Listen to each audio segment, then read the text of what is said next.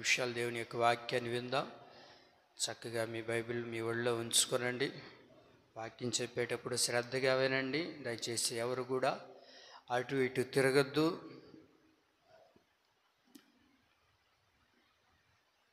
జాగ్రత్తగా దేవుని యొక్క మాటలు వినడానికి మనం దేవుని యొక్క సన్నిధిలోనికి వచ్చాం కనుక భయభక్తులతో దేవుని యొక్క మాటలు వినడానికి ఆసక్తి కలిగి ఉండండి. ఏదో చెప్తున్నారులే అన్నట్లుగా మనం ఉంటే అది మనకి ఎంత మాత్రము ప్రయోజనం కాదు. కనుక దేవుని సన్నిధిలోనికి వచ్చిన మనమందరం కూడా మనందరితో ప్రభువే మాట్లాడునుగాక. ఆమేన్. జకర్యా గ్రంథం 13వ అధ్యాయం. జకర్యా గ్రంథం 13వ అధ్యాయం 7వ వాక్యంలో రాయబడిన మాటను నేను చదువుతున్నాను, ఒకసారి చూడండి. జకర్యా గ్రంథం 13వ అధ్యాయం 7వ వాక్యంలో, చిన్నవారి మీద నేను నా హస్తమును ఉంచుదును, చిన్నవారి మీద నేను నా హస్తమును ఉంచుదును.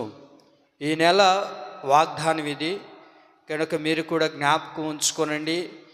మీరు వ్యక్తిగతంగా ప్రార్థన చేసుకునేటప్పుడు ప్రభు సన్నిధిలో ఈ వాగ్దానాన్ని చేతబట్టి, ప్రభువా చిన్నవారైన మా మీద నీ హస్తాన్ని ఉంచు ప్రభువా అని మనం ప్రార్థన చేస్తే దేవుడు ఖచ్చితంగా ఆయన హస్తాన్ని మనందరి మీద ఉంచునుగాక.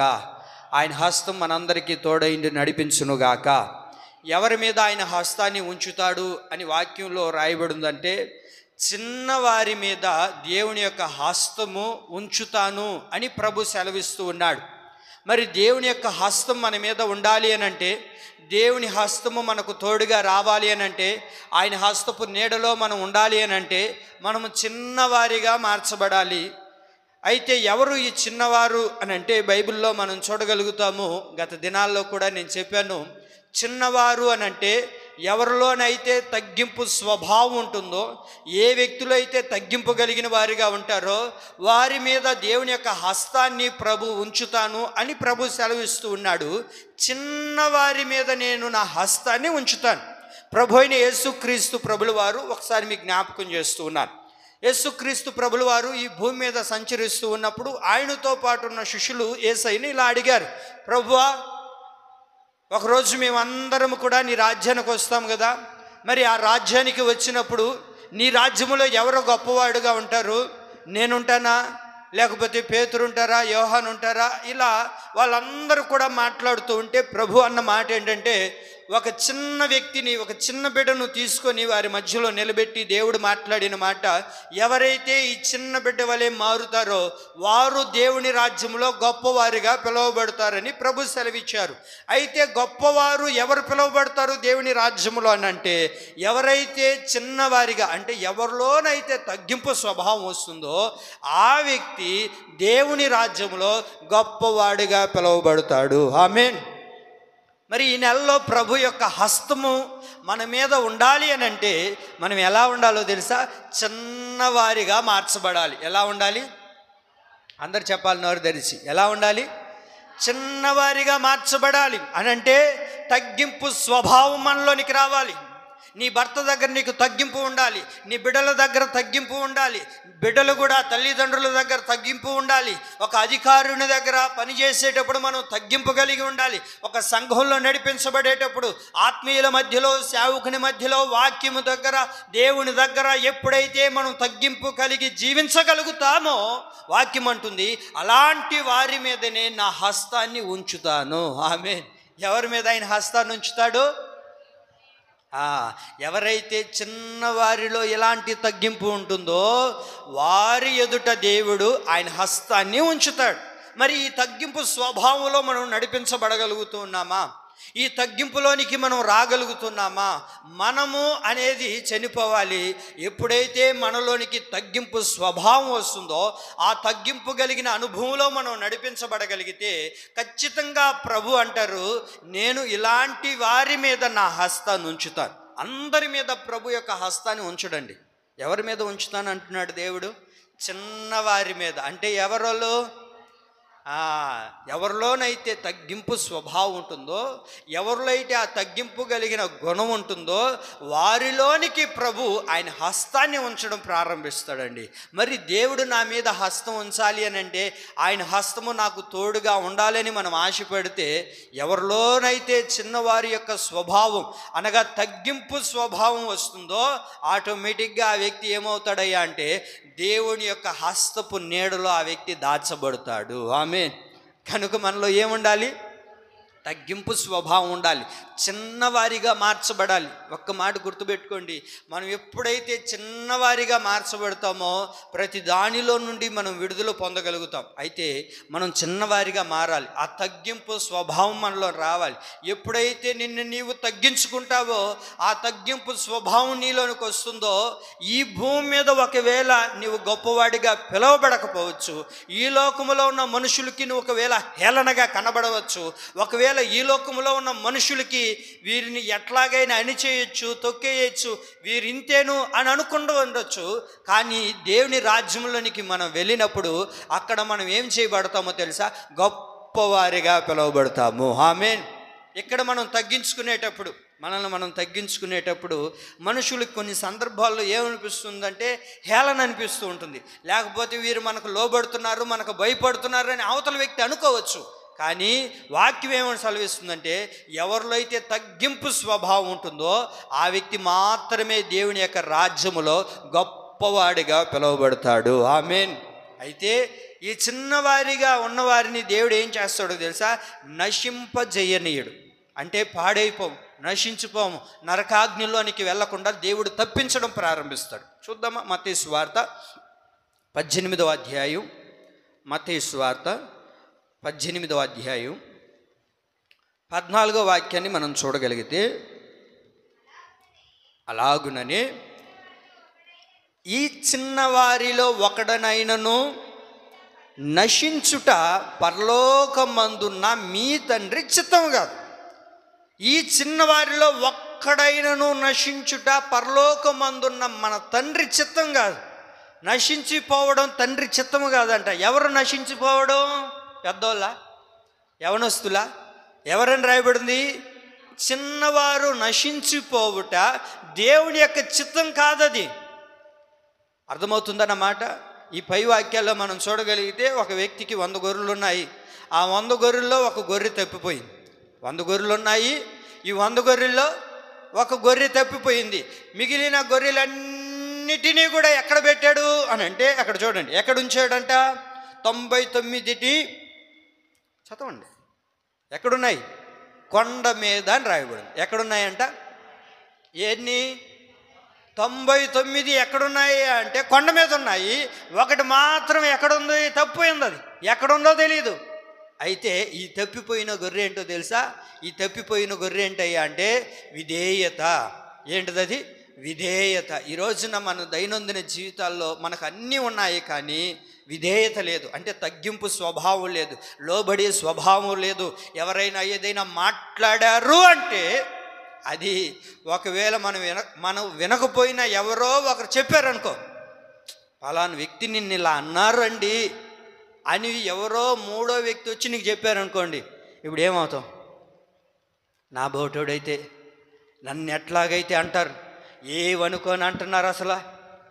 వాళ్ళు ఏమన్నా మంచోళ్ళ? వాళ్ళకి ఏమన్నా ఉందా? వాళ్ళేంది నన్ను అనేది అని మాట్లాడుతూ ఉంటాం. దేవుని ప్రియులారా, 99 కాదు, దేవుడికి కావాల్సింది ఒకే ఒకటి. దాని కొరకే ప్రభు అయిన యేసుక్రీస్తు ఈ లోకానికి దిగి వచ్చాడు. అది ఆయన చూపించాడు. అర్థమవుతుందన్నమాట. యేసుక్రీస్తు ప్రభులు వారి ఈ లోకానికి దిగి వచ్చి తనను తాను తగ్గించుకుని ఆయన విధేయత చూపించాడు, ఆయన లోబడ్డాడు, ఆయన తగ్గించుకున్నాడు కదా. మరి మనం ఎందుకు తగ్గించుకోలేకపోతున్నాం? మనలో ఎందుకు విధేయత రాలేకపోతుంది? ఈ తగ్గింపు, ఈ విధేయత ఏ వ్యక్తులైతే ఉంటుందోనండి, ఆ వ్యక్తిని దేవుడు ఖచ్చితంగా ఆశీర్వదించడం ప్రారంభిస్తాడు. ఆ వ్యక్తి జీవితంలో ప్రభు అద్భుతమైన కార్యాన్ని ప్రభు చేస్తాడు. అయితే మనకేముండాలి?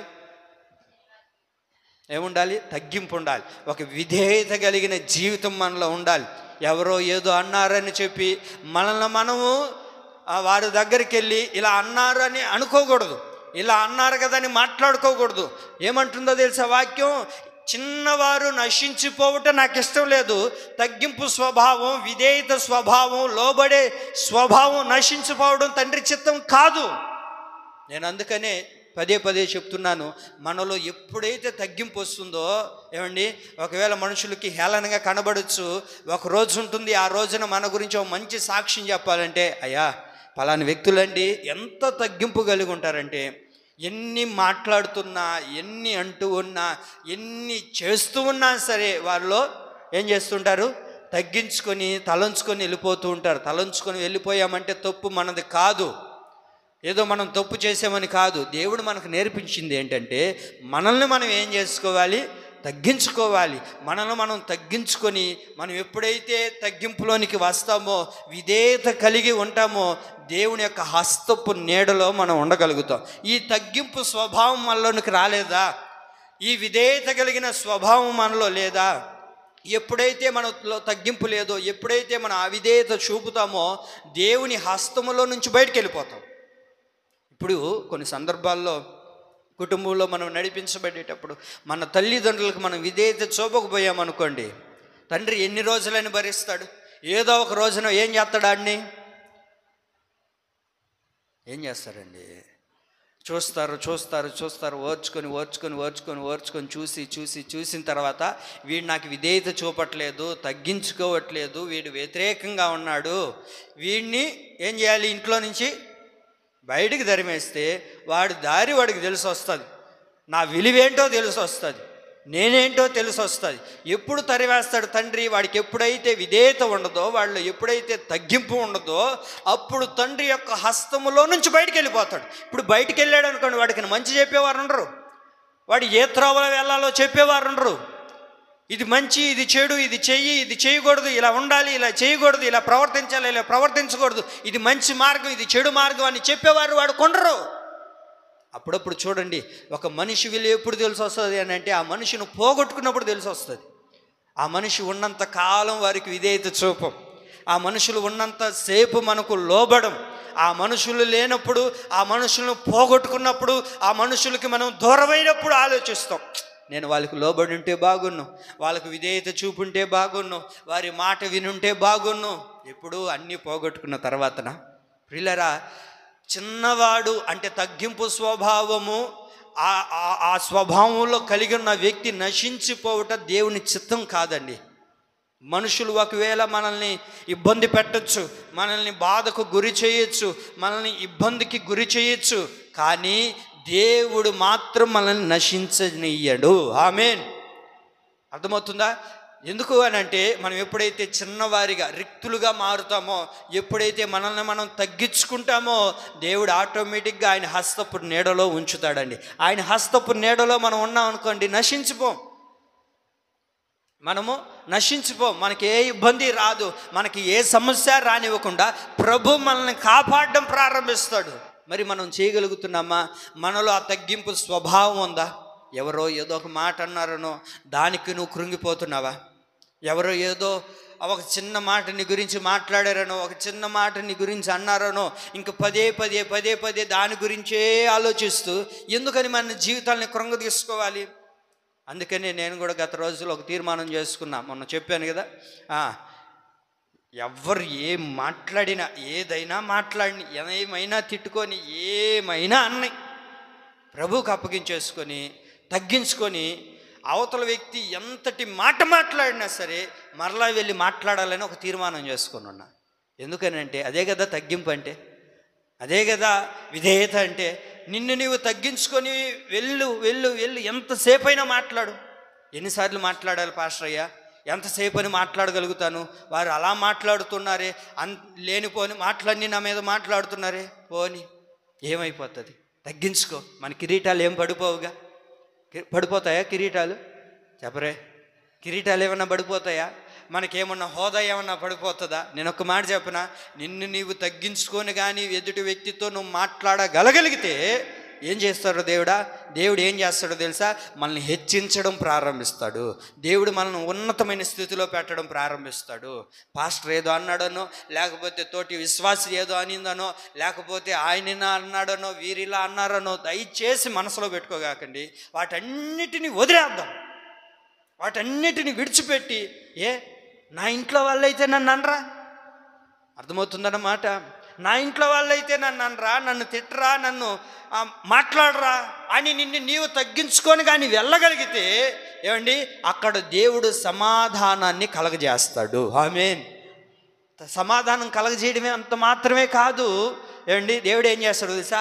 ఆయన హస్తపు నీడలో ఉంచేటట్లుగా, ఆయన హస్తం మన మీద ఉంచేటట్లుగా ప్రభు చేస్తాడు. మనం ఏం చేస్తాం? ఎవరో ఏదో మాట్లాడారనో ఇంక దాని గురించే ఆలోచించి నిరసిల్లిపోతుంటాం, సొమ్మసిల్లిపోతుంటాం. ఒకరేంది నా గురించి మాట్లాడిన మాట చిన్న మాటే, కానీ ఆ మాట గురించి నువ్వు పదే పదే ఆలోచిస్తే ఏమండి, నీకు తలనొప్పి రావడమే కానీ, నీ ఆరోగ్యం చెడిపోవడమే కానీ, నీకు ఇబ్బంది కలగడమే కానీ వేరే ఏమైనా నీకు ఆశీర్వాదం కలుగుతుందంటే లేదు. ఒక్క మాట గుర్తుపెట్టు, ఒక వ్యక్తి ద్వారా ఏ వ్యక్తి అయినా నిన్ను వేరే విధంగా మాట్లాడితే మీరు ఒకటే గుర్తుపెట్టుకోండి, అవతల మనిషికి చెప్పకుండా ఒకవేళ ఆ మాట మీకు వినబడితే డైరెక్ట్గా ఆ మనిషి దగ్గరికి వెళ్ళి, వందనాలండి అలా అన్నారంట కదా, సరే ఒకవేళ నాదే తప్పు అయితే నన్ను క్షమించు, ఒకవేళ నా తప్పు అయి ఉండొచ్చేమో, నా మాట నీ హృదయాన్ని నొప్పించిందేమో, నా మాట నిన్ను బాధ పెట్టిందేమో, నా మాట నీ కన్నీటికి కారణమైందేమో, దయతో నన్ను క్షమించు, ఇంకెప్పుడు నేను ఇలా మాట్లాడను అని నువ్వు కానీ అక్కడ మాట్లాడగలిగితే అవతల వ్యక్తి ఏమైనా, ఒకవేళ వారు తగ్గించుకోకపోయినా నీవు తగ్గించుకొని వెళ్ళావు చూసావా, అది దేవుడికి ఇష్టమైందండి, అది దేవుడు కోరుకునేది, అది దేవునికి అక్కరైనది. అర్థమవుతుందా?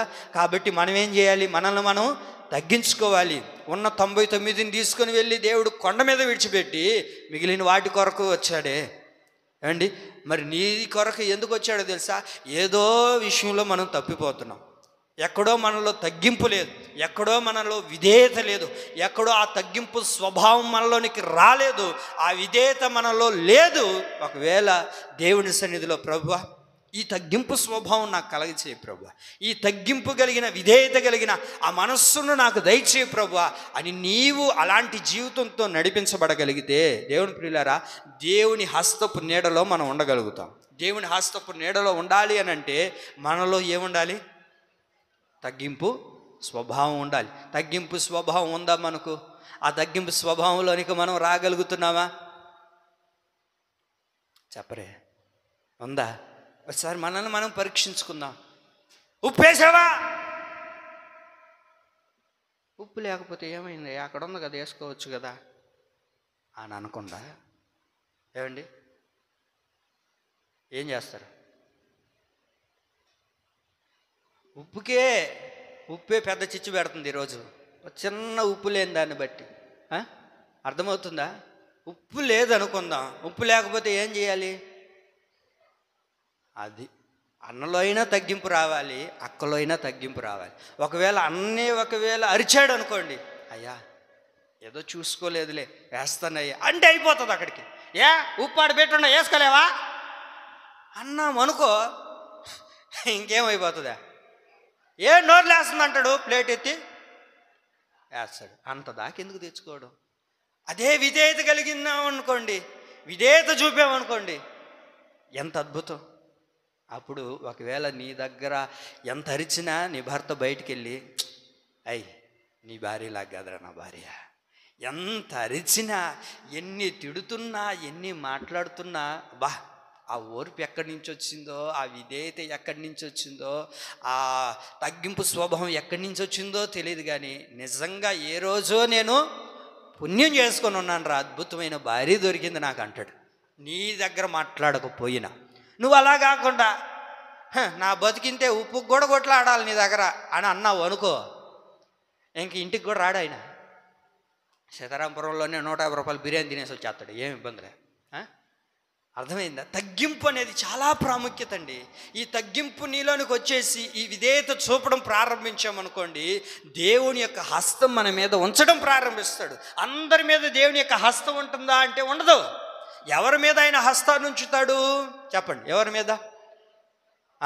చిన్నవారి అనబడుతున్న తగ్గింపులోనికి ఏ వ్యక్తి అయితే ఉంటాడో ఆ వ్యక్తి మీద దేవుని యొక్క హస్తం ఉంటుంది.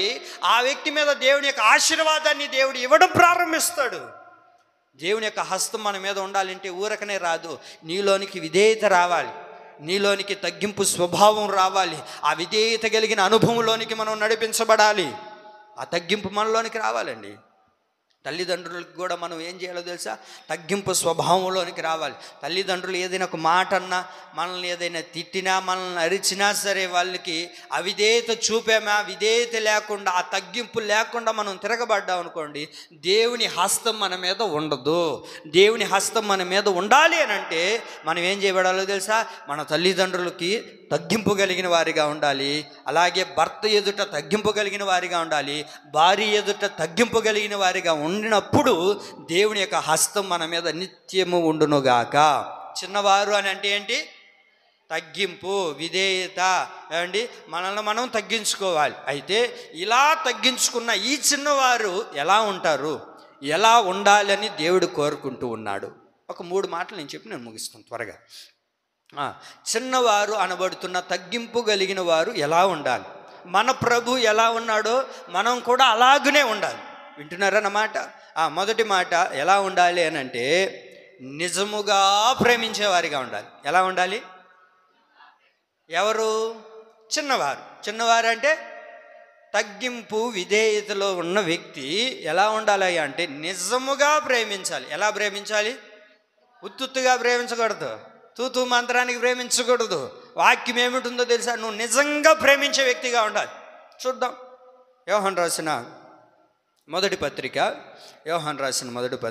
3వ అధ్యాయము. యోహాను రాసిన మొదటి పత్రిక 3వ అధ్యాయము 18వ వాక్యం చదువుదాం. యోహాను రాసిన మొదటి పత్రిక 3వ అధ్యాయం 18వ వాక్యం. చిన్నపిల్లలారా, మాటతోనూ నాలుకతోనూ కాక క్రియతోనూ సత్యముతోనూ ప్రేమింతుము. చిన్నపిల్లలారా అనే దగ్గర మీరేం ఉంచుకోవాలి? విధేయత, తగ్గింపు. తగ్గింపు కలిగిన పిల్లలారా, మాటతోనూ నాలుకతోనూ కాక క్రియతోనూ సత్యముతోనూ ప్రేమిద్దాం. ఎలా ప్రేమించాలి మనము అని అంటే మాటతో కాదు, నాలుగుతో కాదు.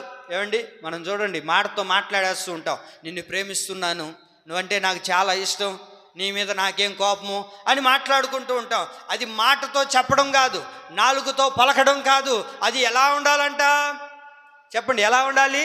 క్రియతోనూ సత్యముతోనూ ప్రేమించేవారిగా ఉండాలి. క్రియ అని అంటే నువ్వు చేసేది చూడాలి, అది సత్యమైనది, అది నిజముగా ఉండాలి, నిజమైన ప్రేమ కలిగిన వ్యక్తిగా ఉండాలి. మరి నిజంగా మనం ప్రేమించగలుగుతున్నామా ఇతరుల్ని? ఆ ప్రేమ కలిగిన స్వభావం మనలో ఉందా? ఈ పత్రికల్లో మీరు బాగా ఈ పత్రికలు అంతా చదవండి. యోహాను రాసిన మొదటి పత్రిక అంతా కూడా ఎక్కువగా ప్రేమ గురించి రాయబడి ఉంటుంది. ఎక్కువగా ప్రేమ గురించే రాస్తాడు దైవజనుడు. అయితే మనలో ఎలా ఉండాలి ప్రేమ? మాటతో ఉండాలా? చెప్పండి. మాటతో కాక, నాలుకతో కాక, క్రియతోనూ సత్యముతో ఉండాలి. నువ్వు ప్రేమించే వ్యక్తిగా నిజమైన ప్రేమను నువ్వు చూపాలండి. అలాంటి ప్రేమ కలిగిన వ్యక్తిగా ఉండాలి. ఏదో మాటతో చెప్పి నిన్ను ప్రేమిస్తున్నాను, నువ్వంటే ఇష్టము అని చెప్పడం కాదు. అది క్రియతో ఉండాలి. తర్వాత సత్యం అంటే అది నిజమైనదిగా ఉండాలి. నీ ప్రేమ ఎలా ఉండాలో తెలుసా? మనం ఇతరుల్ని ప్రేమించేటప్పుడు ఎలా ప్రేమించాలి? నిజముగా ప్రేమించాలంట. ఎలా ప్రేమించాలంటమ్మా? అది నిజంగా మనం అవతల వ్యక్తిని ప్రేమించగలుగుతున్నామా? నిజంగా మన పక్కన ఉన్న వాళ్ళని ప్రేమించగలుగుతున్నామా? మనతో ఉన్న వారిని నిజంగా ప్రేమించగలుగుతున్నామా? మనకు మనం ఆలోచిద్దాం. నిజంగా నేను అవతల వ్యక్తిని ప్రేమిస్తే, మన పక్కన వారిని ప్రేమిస్తే, మన ఎదుటిన్న వారిని ప్రేమిస్తే, వారిలో ఉన్న ఏ లోపాలు, ఏ పాపాలు ఏవి కూడా మనకు కనబడవండి. వాక్యం ఏమంటుంది? ప్రేమ అన్నిటినీ కప్పుతుంది కదా. మరి నీకు ప్రేమ ఉంటే ఎవరో ఏదో మాట్లాడారని చెప్పి ఆ మాట నువ్వు పట్టించుకోవండి. ఎవరో ఏదో అన్నారని చెప్పి దాన్ని నువ్వు పట్టించుకో. ఎదుటి వ్యక్తి, నీ పక్కన్న వ్యక్తి ఏదో తప్పు చేశారంటే అది నువ్వు పట్టించుకో. కారణం ఏంటి? నీవు నిజంగా ప్రేమిస్తే ఒక్కటే గుర్తుపెట్టుకో, బైబిల్ అంతటిని కలిపి ఒక మూలాధారాన్ని చేయగలిగితే బైబిల్ అంతటిని బోధించేది ఏంటంటే ప్రేమను గురించే బోధిస్తుంది. ప్రేమను గురించే బోధిస్తుంది. ఆ ప్రేమ మనలో ఉంటే, ప్రేమ కలిగి ఒక మనిషిని ఒకరు ప్రేమించుకుంటూ ఉంటే, ఏమండి, ఒకరినొకరు ప్రేమించుకుంటూ ఉంటే ఆ కుటుంబాలు ఈ కుటుంబాలు పాడైపోతాయా? లేకపోతే దేశాలు పాడైపోతాయా? రాష్ట్రాలు పాడైపోతాయా? ఏమండి, ఒకరినొకరు చంపుకుంటారా? ఒకరినొకరు నాశనం చేసుకుంటారా? ఒకరి మీద ఒకరు లేనిపోని కేసులు పెట్టుకుంటారా? చెప్పరే. కారణం ఏంటి అని అంటే ప్రేమ లేదు. ఎక్కడైతే ప్రేమ ఉండదో అక్కడ దేవుడు నిలవడండి. మన దేవుడు ఎవరు? ప్రేమాస్వరూపి అయిన దేవుడు. మీరు ఇంటికి వెళ్ళిన తర్వాత ఆ 4వ అధ్యాయం 7 నుంచి 21 వరకు అంత ప్రేమ గురించే రాస్తాడు దైవజనుడు. అక్కడ మనము ఒకరినొకరు ప్రేమించుకుందాం. ఏలైనగా ప్రేమ దేవుని మూలముగా కలుగుచున్నది. ప్రేమించు ప్రతివాడు దేవుని మూలముగా పుట్టినవాడని దేవుని ఎరుగును. దేవుడు ప్రేమాస్వరూపి, ఆయన ప్రేమ కలిగిన వాడు. ఆయన ప్రేమను మనం పంచుదాం. మరి మనం దేవుణ్ణి నమ్ముకుంటే సరిపోదు. దేవుణ్ణి నమ్ముకున్న వ్యక్తి, దేవుణ్ణి ఆరాధిస్తున్న వ్యక్తిలో ఏముండాలి అంటే ప్రేమ కలిగిన వారుగా ఉండాలి. ఎలా ఉండాలి చెప్పండి? ఎలా ఉండాలి? ప్రేమ కలిగిన వ్యక్తిగా ఉండాలి. అది ఎలాంటి ప్రేమ చెప్పరే? ఎలాంటి ప్రేమ? నిజమైన ప్రేమ. కొందరు ప్రేమిస్తూ ఉంటారు, ఇంక మీకు చెప్పాలా? కొందరు ప్రేమిస్తూ ఉంటారు, వారికి అవసరాన్ని బట్టి ప్రేమిస్తూ ఉంటారు. ఏమండి, అవసరాన్ని బట్టి ప్రేమించడం కాదు, నిన్ను వలే నీ పొరుగు వారిని ప్రేమించండి అని వాక్యం సెలవిస్తుందిగా. మనం ఎక్కడ ప్రేమించగలుగుతున్నాం ఇతరులని?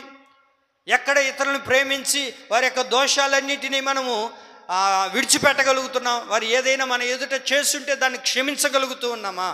మనలో ఆ ప్రేమించే తత్వం మనలో ఉందా? ఆ ప్రేమించే గుణం మనలో ఉందా? ఎవరిలో ఈ ప్రేమించే గుణం వస్తుందంటే, ఎవరిలో అయితే తగ్గింపు స్వభావం ఉంటుందో ఆ వ్యక్తి ఎలా ఉండాలో తెలుసా? నిజముగా ప్రేమించే వ్యక్తిగా ఉండాలి. ఎలా ఉండాలి? ఎలా ఉండాలి?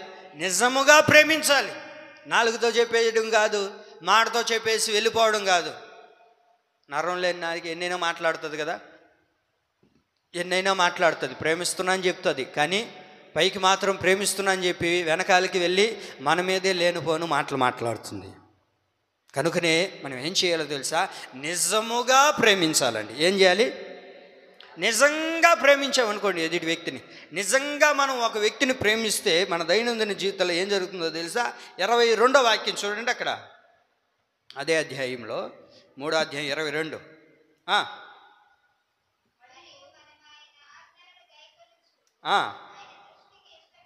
ఆయన దృష్టికి ఇష్టమైనవి చేయుచున్నాము గనుక మనం ఏమి అడిగినను అది ఆయన వలన మనకు దొరుకును.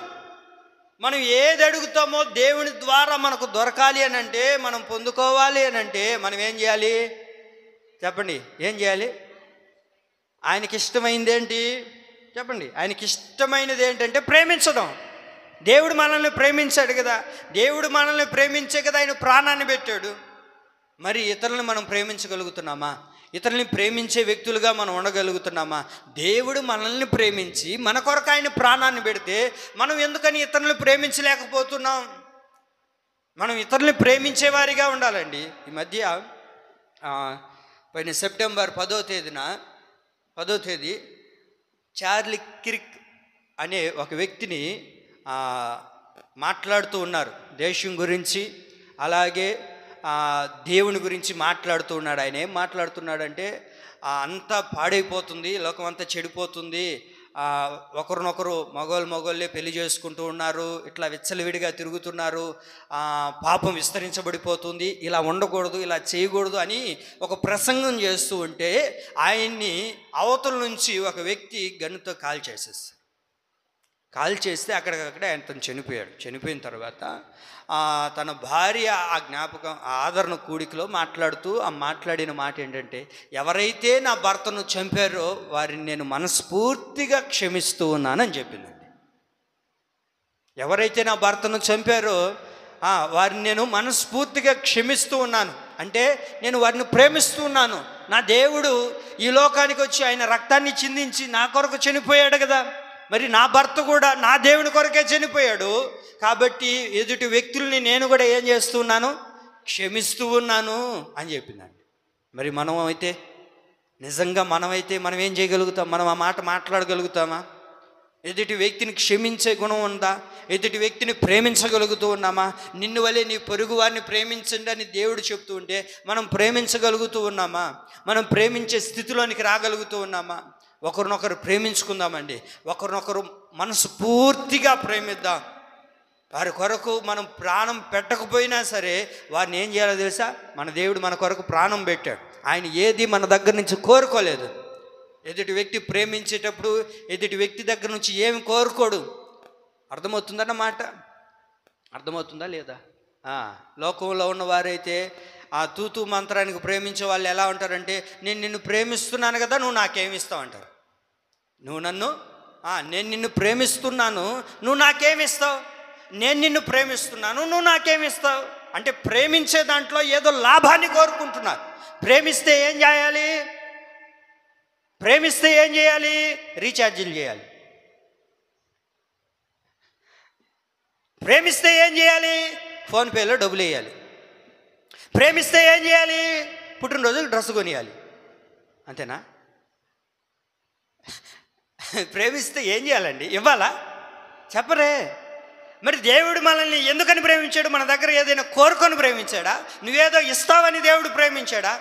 కాదండి. నువ్వు ఎదుటి వ్యక్తిని ప్రేమిస్తే అవతల దగ్గర నుంచి ఏదో నువ్వు కోరుకొని కాదు, వారి దగ్గర ఏమీ కోరకుండానే నువ్వు ప్రేమించాలండి. అది నిజమైన ప్రేమ. నిజమైన ప్రేమ కలిగిన వ్యక్తిగా ఉండాలి. నిజమైన ప్రేమించేవారిగా ఉండాలండి. అది ఎలా ఉండాలి అని అంటే అది క్రియారూపంలో కూడా కనబడాలి. ఎలా ఉండాలి అది? మన దేవుడు అదే చేశారు. క్రియారూపంలో చేశాడా లేదా? ఆయన మనల్ని ప్రేమిస్తున్నారంటే ఎలా ప్రేమిస్తున్నాడు దేవుడు అని అంటే ఆయన ప్రాణాన్నే మన కొరకు దారబోసాడే. ఆయన ప్రాణాన్నే మన కొరకు ఇచ్చాడే. అది కదా క్రియారూపంగా చూపించడం. ఆయన సత్యముగా దేవుడు మనల్ని ప్రేమించారు కనుక మనము కూడా అవతల వ్యక్తిని ఏం చేయాలి? ఎవరిని? అవతల వ్యక్తులంటే మన రక్త సంబంధికుల్ని, మన ఇంట్లో వాళ్ళని, మన అయిపోయిన వారిని, మన కట్టే. ఏ కట్ట? మన కట్టేనా? ఇంక అవతల కట్ట ప్రేమించకూడదా? చెప్పరే. అందరినీ మనం ఏం చేయాలి? నిన్ను వల్లే నీ పొరుగు వారిని కూడా ప్రేమించు, ఇతరులను కూడా ప్రేమించు. వారు నీకెవరో తెలియకపోయినా సరే నువ్వేం చేయాలి? ప్రేమించే వ్యక్తిగా ఉండాలండి. ఆ ప్రేమలో మనం కనపరచాలి. దేవుని ప్రేమను ఇతరులకు చూపాలి. అమ్మా, మీకు ఈ ప్రేమ ఎలా వచ్చింది? అన్నా, నీకు ఈ ప్రేమ ఎలా వచ్చింది అని అంటే, ఇదిగో నేను ఆరాధిస్తున్న ప్రభు అయిన యేసుక్రీస్తు ప్రభువు ద్వారా నేను ఈ ప్రేమను పొందుకున్నాను. ఆయన నిజముగా నన్ను ప్రేమించాడు కనుక నా దేవుడు చెప్పిన మాట ఏంటో తెలుసా? నన్ను నేను ఎలా ప్రేమించుకుంటున్నానో ఇతరులను కూడా అలాగే ప్రేమించమని దేవుడు చెప్పాడు. దేవుని ప్రేమ మనలో ఉండాలి. ప్రేమ లేనివాడు దేవుని వాడు కాదండి. నీలో ప్రేమ లేకపోతే నువ్వు దేవుని వ్యక్తిగా పిలువబడలేవు, దేవుని మనిషిగా ఉండలేవు, దేవుని వ్యక్తిగా నువ్వు జీవించలేవు. అలా ఉండాలి. దేవుని మనిషిగా మనం బ్రతకాలి అని అంటే మనలో ఏముండాలి? నిజమైన ప్రేమ. ఏంటిది? నిజమైన ప్రేమ అండి. నిజమైన ప్రేమ కలిగిన వారిగా మనం ఉండాలని ప్రభు కోరుకుంటూ ఉన్నాడు. ఎవరిలో? చిన్నవారిలో. చిన్నవారంటే ఎవరిలో అయితే తగ్గింపు స్వభావం ఉంటుందో ఆ వ్యక్తులు ఏం చేయాలో తెలుసా? ఇతరులని నిజముగా ప్రేమించాలండి. నిజంగా నువ్వు ప్రేమిస్తే దానికి తగింది ఏంటంటే దేవుని ఎదుట నువ్వు ఏదైతే అడుగుతావో అవన్నీ కూడా దేవునికి ఇవ్వడం ప్రారంభిస్తాడు. ఆమేన్. ఏం చేస్తాడు? దేవుడు నీకు ఇవ్వడం ప్రారంభిస్తాడు. నువ్వు అడుగు, దేవునికి అది ఇస్తాడు. అది ఇవ్వాలి అని అంటే మనం ఇతరులను ఏం చేయాలి? చెప్పరు. ఏం చేయాలి? ఇతరుల్ని నిజంగా ప్రేమించాలి. మరొక మాట చూడండి. మరొక మాట ఏంటంటే ఎలా ఉండాలి అంటే చిన్నవారైన మనం మొదటిగా నిజంగా ప్రేమించాలి. రెండోదిగా వేరే వాటిని హృదయంలో ఉంచుకోకుండా జాగ్రత్త పడాలి. ఏంటిది? వేరే వాటిని, వేరే వారిని కాదు, వేరే వాటిని హృదయంలో ఉంచుకోకుండా జాగ్రత్త పడాలి. అదే అధ్యాయంలోనే యోహాను రాసిన మొదటి పత్రిక 5వ అధ్యాయము 21వ వాక్యం చూడండి.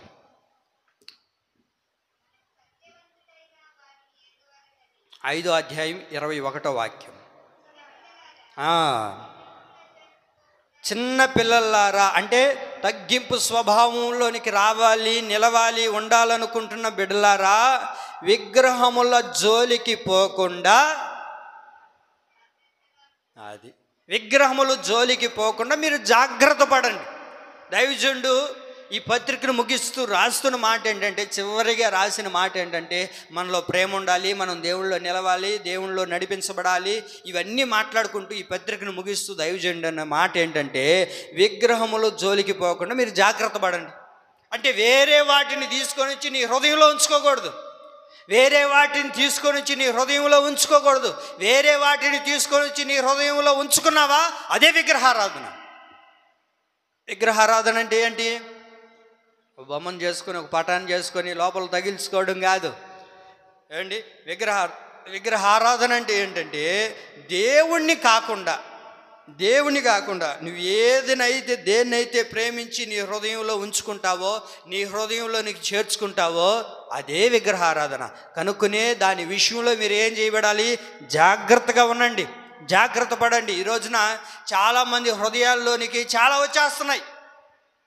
దేవుడు ఉండకపోగా, ఏమండి, ఒకటి కాదు, రెండు కాదు, ఎన్నో ఉన్నాయి హృదయాల్లో. వేరే వాటినన్నిటినీ తీసుకొని వచ్చి హృదయంలో ఉంచుకుంటున్నాం. దాన్ని ఏం చేయాలో తెలుసా? విడిచిపెట్టాలి. దాన్ని ఏం చేయాలి? విడిచిపెట్టాలి. వేరొక దానిని, దేవుడు కాకుండా వేరొక దానిని హృదయంలో ఉంచుకున్నావు అని అంటే అది విగ్రహారాధన చేస్తున్నట్టు. అర్థమైందన్నమాట. దేవుని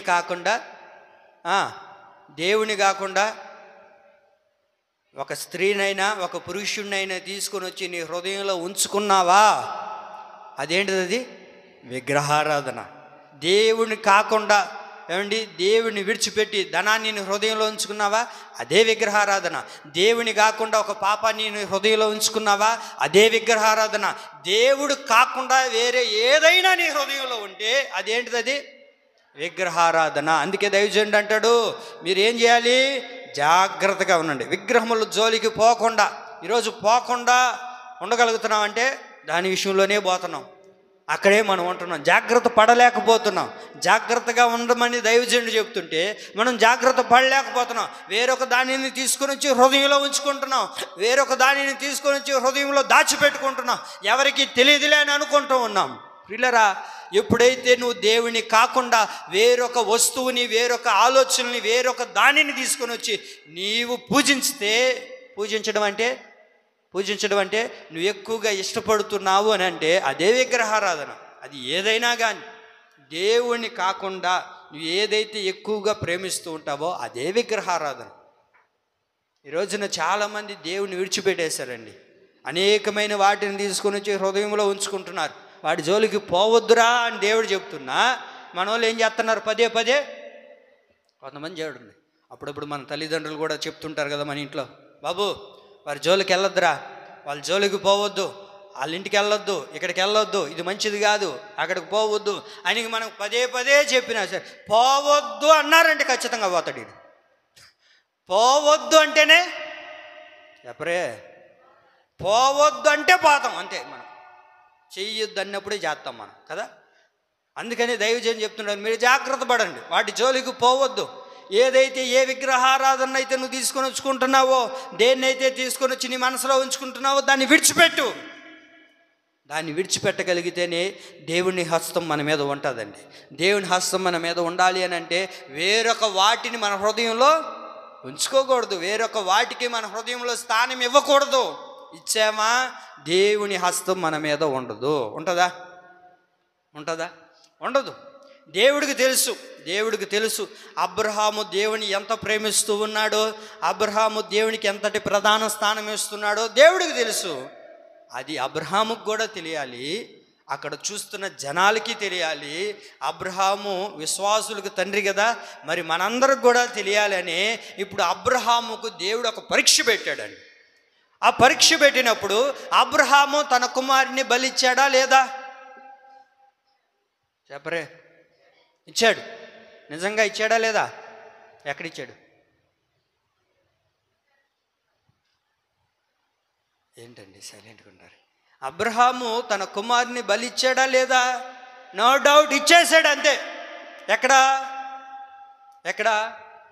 యాకోబు పత్రిక 2వ అధ్యాయం 21వ వాక్యం చూడండి. 2:21. మన పితరుడైన అబ్రహాము తన కుమారుడైన ఇస్సాకును బలిపీఠం మీద అర్పించినప్పుడు అతడు క్రియల వలన నీతిమంతుడని తీర్పు పొందలేదా? చాలండి. ఏం చేశాడంటే అబ్రహాము తన కుమారుడైన ఇస్సాకును బలిపీఠం మీద అర్పించినప్పుడు, ఎప్పుడైతే తన కుమారుడిని బలిపీఠం మీద పెట్టాడో, ఏమండి నేను అంటాను, అసలు బలిపీఠం పెట్టడానికి ముందు కన్నా ఎప్పుడైతే దేవుడు నీ కుమారుడు నాకు ఇవ్వయ్యా అన్నప్పుడే దేవుడికి ఇచ్చేసాడండి. ఇవ్వలేదు అని అనుకుంటే, వద్దు అని అనుకుంటే అక్కడి నుంచి బోడగా అసలు ఇంటికాడే ఉంటాడుగా, లేకపోతే దేవునితో ఎన్నో ఆర్గ్యుమెంట్ జరుగుంటుంది కదా. ప్రభు ఏం చెప్పాడు? బ్రదర్, నీ కుమారుడు నాకు బలిగా అర్పించు, నీ కుమారుడు నాకు కావాలి. లేక పుట్టిన ఒక్క కుమారుడు, అది కూడా ఎప్పుడు?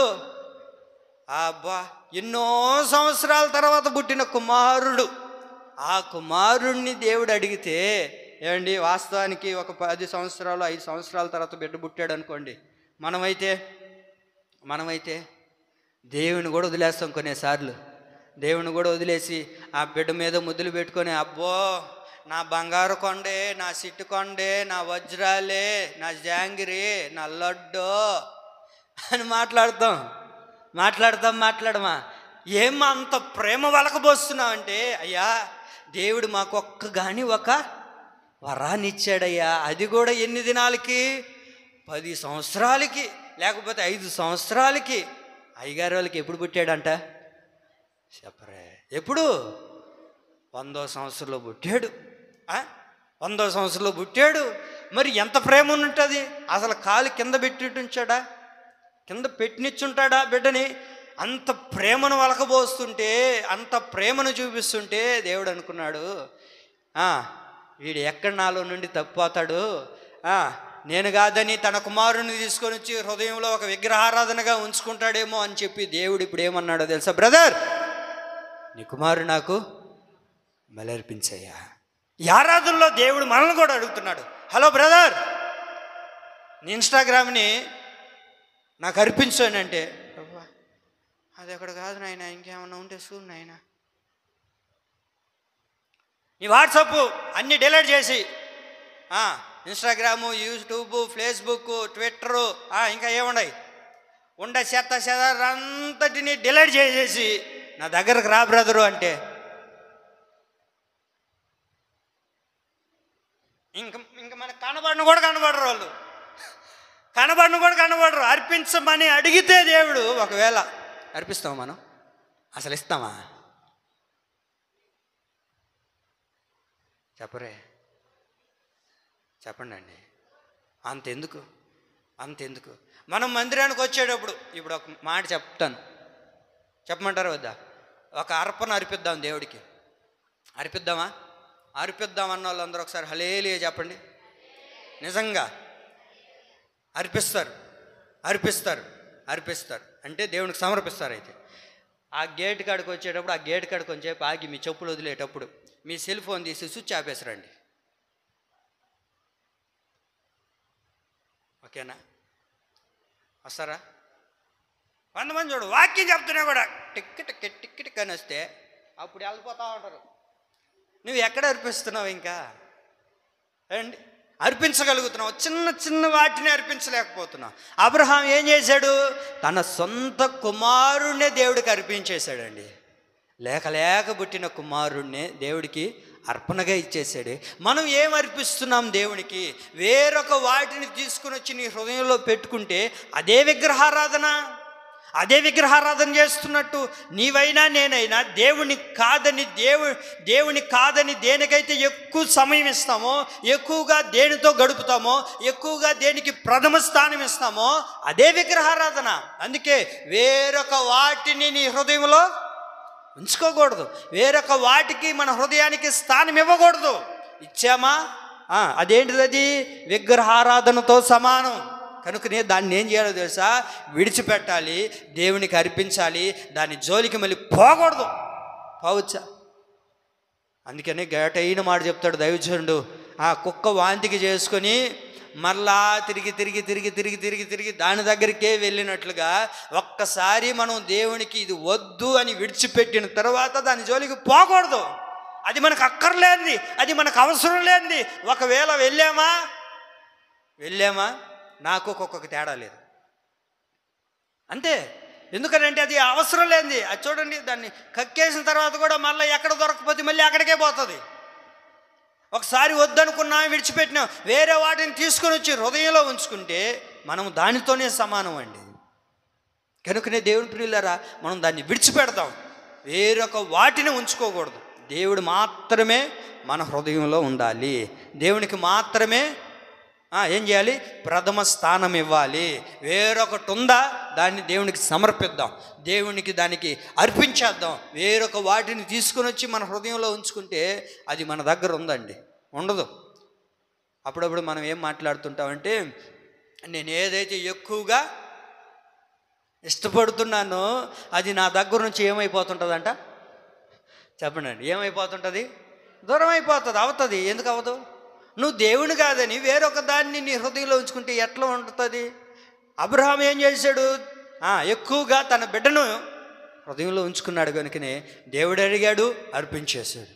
మరి మనల్ని కూడా దేవుడు అడిగినప్పుడు మనం కూడా వేరొక వాటిని మన హృదయంలో ఉంచుకోకూడదు. మరొక మాట చెప్పి నేను ముగిచ్చేస్తాను. చూడండి, 2వ అధ్యాయం అదే పత్రికలో, యోహాను రాసిన మొదటి పత్రిక 2వ అధ్యాయం 28వ వాక్యం. కాబట్టి చిన్నపిల్లలారా, ఆయన ప్రత్యక్షమగునప్పుడు ఆయన రాకడ యందు మనము ఆయన ఎదుట సిగ్గుపడక ధైర్యము కలిగి ఉండునట్లుగా మీరు ఆయన యందు నిలిచి ఉండండి. చిన్నపిల్లలారా, ఆయన ప్రత్యక్షం కాబోతూ ఉన్నాడు. ఆయన ప్రత్యక్షమైనప్పుడు ఆయన రాకడలో మనం సిగ్గుపడేవారిగా ఉండకూడదు. అంటే సిగ్గుపడేవారంటే మనలో ఏదీ లేకుండా, దేవుని ఎదుట నిలబడే అంత యోగ్యత మనలో లేకుండా, పవిత్రత లేకుండా, పరిశుద్ధత లేకుండా, ఆ యోగ్యత మనలో లేకుండా ఉంటే దేవుడు రాకడలో మనం అందరం కూడా విడిచిపెట్టబడతాం. విడిచిపెట్టబెడితే చూసే జనాలందరి మధ్యలో మనకేమవుతుంది, సిగ్గు కలగదా? హేళన చేస్తారా, చేయరా? ఇంత భక్తి చేశారు, ఇంతగా పోరాడారు, ఇంతగా చేశారు, చివరికి ఏమయ్యారు చెప్పరే? చివరికి ఏమయ్యారు? రాకడలో విడిచిపెట్టబడ్డాం. రాకడలో విడిచిపెట్టబడితే మనం చేస్తున్న భక్తికి ఇంక ఏం ఉపయోగం? రాకడలోనే కాదు, ఏ రోజు ఎప్పుడు చనిపోతామో తెలియదు. చనిపోయిన తర్వాత దేవుడి రాజ్యంలో కళ్ళు తెరవకుండా ఏమండి మన జీవితాలు తారుమారైపోతే అది మనకు ప్రయోజనకరమా? అది మనకు ఉపయోగకరమా? అది మనకు క్షేమకరమా? వాక్యం ఏముంటుంది, చిన్నపిల్లలారా అంటే తగ్గింపు కలిగిన వారులారా, రాకడ వరకు మీరు నిలకడగా ఉండండి. రాకడ వరకు, ప్రభు రాకడ వచ్చేంత వరకు, మనము కూడా దేవుని చెంతకు చేరేంత వరకు, మనకు మరణం వచ్చేదాకా, ఆ తర్వాత దేవుని రాకడ వచ్చేదాకా ఇప్పుడు ఎలా ఉండాలో తెలుసా? మనము నిలకడగా ఉండాలి. ప్రతి దానిలో నిలకడ, మాటలో నిలకడ, ప్రార్థనలో నిలకడ, దేవుని సన్నిధికి వచ్చే దాంట్లో నిలకడ, నువ్వు ఏదైతే చెప్తున్నావో దాంట్లో నిలకడగా ఉండాలి, స్థిరంగా ఉండాలి. చంచల ఆత్మ కలిగిన వారిగా ఉండకూడదు అండి, అటు ఇటుగా ఉండేవారిగా ఉండకూడదు, రెండు తలంపుల మధ్యలో ఉండకూడదు. ఉంటే దేవుడు ఉండాలి, లేదా లోకమన్నా ఉండాలి. అంతేగాని అటు ఇటు తిరుగుతూ అటు ఇటు ఊగితే అది మనకు ఉపయోగం కాదు, అది మనకు క్షేమాధారాన్ని ఇవ్వదు, అది దేవుని చేతి క్రింద ఉంచేటట్లుగా చేయదు. కనుకనే వాక్యం అంటుంది, రాకడ వరకు. ఎప్పటి వరకు? అది దేవుని రాకడ వరకు మీరు ఎలా ఉండాలో తెలుసా? స్థిరంగా ఉండండి, నిలకడగా ఉండండి. మీరు పడిపోవద్దు. వారిని చూసి వీరిని చూసి వీరు ఇలా చేస్తున్నారు, వీళ్ళు ఇలా బ్రతుకుతున్నారు అని అనడం కన్నా మనంతటా మనము దేవుని సన్నిధిలో నిలకడగా ఉందాం. ఎందుకో తెలుసా? ఇది ఏంటిది? కడవరి దినాలు. పై వాక్యంలో ఉంటుంది చూడండి, 18వ వాక్యంలో, చిన్నపిల్లలారా ఇది కడవరి గడియ గనుక క్రీస్తు విరోధి వచ్చునని వింటిరు కదా. ఇప్పుడు అనేకులైన క్రీస్తు విరోధులు బయలుదేరి ఉన్నారు. ఇది కడవరి గడియ గనుక తెలుసుకోండి. క్రీస్తు విరోధులు బయలుదేరారు, క్రీస్తుకు చెప్పండి, ఈ మాట చెప్పి నేను ముగిస్తాను. ఎవరు బయలుదేరారు? ఎవరు? ఎక్కడున్నారు వాళ్ళు? అక్కడ ఆత్మకూరు పక్కన నల్లమల్లి అడవుల్లో ఉన్నారు, ఆ గుంట కింద. ఎక్కడున్నారంట చెప్పండి, ఎక్కడున్నారు? క్రీస్తు విరోధి వచ్చునని వింటిరి కదా. ఇప్పుడు అనేకులు ఏమైపోయారు? క్రీస్తు విరోధులై బయలుదేరారు. దేవునికి ఇష్టం లేనిది ఏదైనా చేస్తే అదే క్రీస్తు విరోధి అండి. దేవుని నడి బజార్లో నిలబెట్టి దేవుని దూషింపు చేసామనుకోండి, వాళ్ళు ఏమవుతారు దేవునికి? మీకు అర్థమైందన్న మాట? మీకు అర్థమవుతుందా లేదా? హల్లెలూయా. ఇప్పుడు దేవునికి కాదని, ఇప్పుడు ఒక మనిషి ఉన్నారండి, ఆ వ్యక్తిని కాదని, ఆ వ్యక్తికి వ్యతిరేకంగా నేను నిలబడ్డాను అనుకోండి, ఆ వ్యక్తికి నేనేమవుతాను? ఆ వ్యక్తిని అవమానపరుస్తూ, అతన్ని హేళన చేస్తూ, లేకపోతే అతని పొరుగును తీసాను అనుకోండి, అతనికి నేనేమవుతాను? విరోధం అవుతాను. అట్లాగే దేవునికి కూడా ఇష్టం లేనిది, దేవుడు కాదనింది మనం ఏదైనా చేసామనుకోండి, నేనేమైపోతాను? అది ఎక్కడ బయలుదేరారు? ఈ రోజున సంఘాల్లోనే బయలుదేరున్నారు. దేవుడు చెయ్యొద్దు, వెళ్ళొద్దు, ఉండొద్దు, తినకూడదు అని చెప్తే మనం అది చేసామనుకోండి, మనం ఏమైనట్టు దేవుడికి? అంతే, ఇంకేం సందేహం లేదు, ఇంకేం ఇబ్బంది లేదు. అర్థమైందా?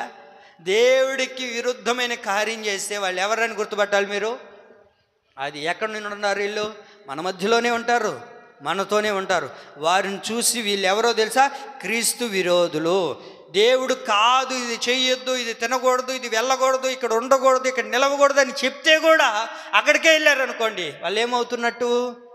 అది క్రీస్తు విరోధులని. ఈ క్రీస్తు విరోధి ద్వారా దేవుని అవమానపరచబడుతుందా లేదా? చెప్పండి, అవమానపరచబడుతుందా లేదా? నేనున్నాను, ఇంత ప్రసంగం చేస్తూ ఇన్ని మాటలు మీకు బోధించి, రేపు దినాన ఎక్కడో ఏదో జరుగుతుందని చెప్పి నేను అక్కడికి వెళ్ళి కడుపు నిండా అన్నం తినేసి అక్కడ ఆటపాటలన్నీ చూసుకొని వచ్చినాను అనుకో, వచ్చాను అనుకోండి, నేను చేయను కానీ అనుకోండి. ఇప్పుడు అవతల వ్యక్తులు కూడా మీ దగ్గరకు వచ్చి, ఇదిగో మీ పాస్టరే వచ్చినాడు, మీకేమైంది అన్నారే అనుకో, ఇప్పుడు ఎట్టుంటుందా? చెప్పండి, ఏం చేస్తాం? పాస్టరే పోయినప్పుడు మనం పోతే ఏముందిలే అని అందరూ పోయే పరిస్థితి. ఇప్పుడు ఒకవేళ అవతల మనిషికి మనం ఏం సమాధానం చెప్పలేం. అర్థమైందా? కాబట్టి మనం ఏం చేయాలి? క్రీస్తుకు విరోధంగా మనం ఏ పని చేయకూడదు. అవునా కాదా? మనం ఎక్కడ నిలవాలనుకున్నామో అక్కడ నిలబడాలంతే. ఒక తీర్మానం చేసుకున్నాంగా, ప్రభు రాకడ వరకు నేను ఇట్లాగే బ్రతుకుతాను ప్రభువా, లోకానికి వెళ్ళను, లోకపు ఆచారాలు చేయను, లోకంలో బ్రతకను, లోకంలో ఉన్నది ఏది కూడా నాకు అక్కర్లేదని బాప్తిసం తీసుకునేటప్పుడు మనం ఒక తీర్మానం చేసుకుని వస్తే మళ్ళీ దాని దగ్గరికి వెళ్తే ఎట్లాగండి? అవునా కదా? మనం అక్కడికి వెళ్ళాల్సిన అక్కర్లేదు, మనకు అవసరం లేదు, ఒకరి దగ్గర మాట పడాల్సిన అక్కర్లేదు, లేకపోతే ఒకరికి సమాధానం చెప్పి మనం ఆ ఇదిలో ఉండకూడదంటే మనం ఏం చేయాలి? క్రీస్తుకు విరోధంగా ఉండకుండా దేవుని రాకడ వరకు నిలకడగా ఉండాలి, స్థిరంగా ఉండాలి. అర్థమవుతుందా లేదా? అర్థం కావట్లేదా? చెప్పరండి. ఒక్క పూట కూటి కొరకు ఏం చేశాడు ఏసావు? దేని కొరకు? పాడు బతుకు, కూటి కోసం. రాత్రి తింటే ఉదయం పోయే దానికోసం జ్యేష్ఠత్వాన్ని అమ్ముకున్నాడు, జ్యేష్ఠత్వాన్నే పాడు చేసుకున్నాడు. ఏమండి, ఎంత సౌభాగ్యము, ఎంత గొప్ప భాగ్యము, దాన్ని వదిలేసుకున్నాడండి. ఈ రోజున ఎంతమంది అండి, ఎందరు ఒకవేళ మనకు కనబడకపోవచ్చు, లోపల చేసేవారు ఎందరో ఉన్నారు. దేవుని రాకడ వరకు నిలబడకుండా వారి యొక్క జ్యేష్ఠత్వాన్ని అమ్ముకుంటున్నారండి. నడివీధిలో దేవుని అమ్మేస్తూ ఉన్నారు, నడివీధిలో దేవుని అవమానపరుస్తూ ఉన్నారు. వాళ్ళు ఇలా చేస్తున్నారుగా, మీరు ఎందుకు తినరు? వాళ్ళు ఇలా చేస్తున్నారు కదా, వాళ్ళు ఇలా ఉన్నారు కదా, మీరు ఎందుకు రారు అని అంటే ఏం సమాధానం చెప్పాలి? ఒక ఇంట్లో ఒకడు దొంగతనం చేస్తే అండి, నా ఇంట్లో ఒక్కడు దొంగతనం చేశాడు అనుకోండి, నా ఇంటికంతా ఏం పేరు వస్తుంది? అమ్మా దొంగ కుటుంబమే అయ్యి అంటారనరా? ఇప్పుడు నేను దొంగతనం చేశాను, నా బిడ్డలు ఏమంటారు? దొంగోడు ఇల్లు రాది, ఆ దొంగోడు బిడ్డలు రాని ముద్ర వేస్తారా ఇరా? అది ఒక్కడు తప్పు చేసినా చాలు క్రైస్తవంలో ఏమండి, దేవుని బిడ్డల్లో దేవుడి మందిరానికి వచ్చే ఇమ్మానుయేలు బిడ్డలారా, ఒక్కరు మనం కానీ తప్పు చేస్తే సమాజం అంతా కూడా అదే గుంపులో దోయేస్తుంది మనల్ని. కనుకనే జాగ్రత్త పడదాం. దేవుని రాకడ వరకు ఎలా ఉందాం? నిలకడగా ఉందాం. దేవుని కొరకు నిలకడగా బ్రతుకుదాం. ఇది చేస్తే ఏమవుతుంది, ఇది చేస్తే ఏమవుతుంది, ఈ ఒక్కరోవే కదా, ఈ ఒక్కరోవే కదా అనుకోకాకండి. ఆ కొద్దిగే మన జీవితాల్ని పాడు చేస్తుంది, మన జీవితాల్ని నాశనం చేస్తుంది. దాన్ని విడిచిపెడదాం. లోకపు ఆచారాలు, లోకపు వ్యవహారాలు, లోకపు పద్ధతులు మనకు అక్కర్లేదు. అవన్నీ కూడా మనం ఏం చేద్దాం? విడిచిపెట్టి దేవుని రాకడ వరకు ఎలా ఉందాం? నిలకడగా ఉందామండి.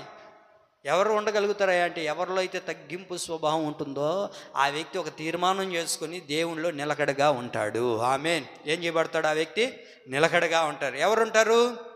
ఎవరిలో అయితే తగ్గింపు ఉంటుందో ఆ వ్యక్తి మాత్రమే దేవుని రాకడ వరకు ప్రతి విషయంలో కూడా నిలకడగా, స్థిరంగా దేవుని కొరకు నీతి నిజాయితీతో బ్రతకగలుగుతాడు.